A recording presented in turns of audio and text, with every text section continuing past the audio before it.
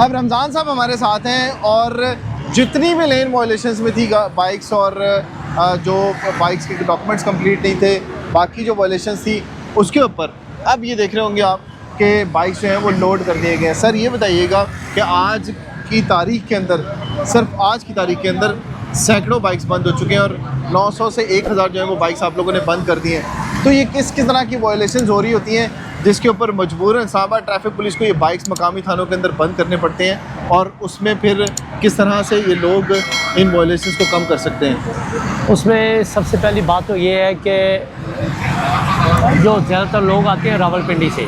अच्छा। जो लोग रावलपिंडी से आते हैं उनको इतना अंदाज़ा नहीं है कि इस्लामाबाद में ये बड़े बड़े रोड हैं, हाईवेज़ हैं, और वहाँ पे हमने राइट साइड पे नहीं चलना, हमने लेफ़्ट साइड पे चलना है। रावलपिंडी शहर का जो मसला है वो तो आपको पता ही है।